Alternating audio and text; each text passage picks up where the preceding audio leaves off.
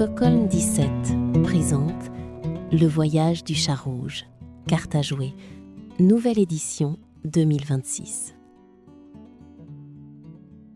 In the city of Bordeaux, among the creatures whose tales deserve to be told, there lived a red cat named Xavier. He was a tightrope walker and an acrobat in a modest circus.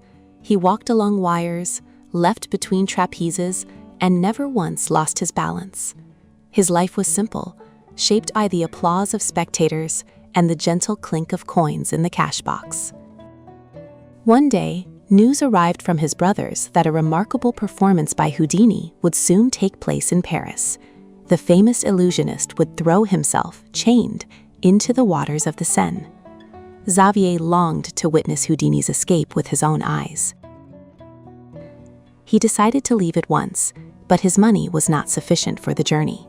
He sold all that he owned, gathered his few coins, and adapted an old velocipede to accommodate his size. With that alone, and with very little else, he set off, pedaling industriously on his dainty cat feet. Halfway through his journey, Xavier met an elegant frog seated at the roadside, shuffling cards with a quick and steady hand. The frog, looking prosperous in his gaitered trousers and crisp white cravat, said he played for passion and praised fortune as his faithful companion. He promised Xavier that a single game would allow the cat to double his savings and continue his journey without worry. Xavier believed him.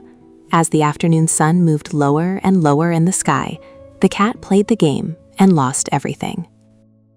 It was only then that Xavier understood he had fallen prey to the notorious gambling frog, whose reputation was well known and traveled from mouth to mouth. Xavier did not protest, nor did he beg for mercy. He merely suggested that such a clear defeat deserved a rematch, but on one simple condition. He proposed a wager entrusted to fortune alone. The frog would draw a card from the deck and keep it face down. If Xavier could name the card correctly, he would reclaim his coins and win the frog's deck of cards. If the cat failed, the frog would keep Xavier's money and gain the velocipede. One chance in 52.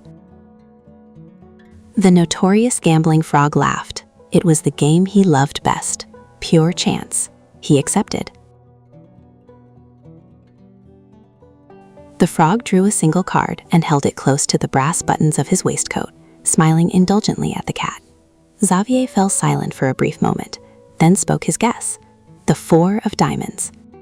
When the frog turned it over, his wide mouth fell open in surprise. 4 diamond-shaped pips gleamed up at him in the light of the sinking sun. The frog was left speechless. Xavier took back his small pouch and tucked the deck of cards into his waistcoat pocket. Adjusting his flat cap with a satisfied smile, he mounted the velocipede and resumed pedaling, thinking of the card magic he had learned from a fellow performer at the circus. And so, along that road, trickery returned home to its master, while the red cat, who already knew the value of balance, continued on his journey.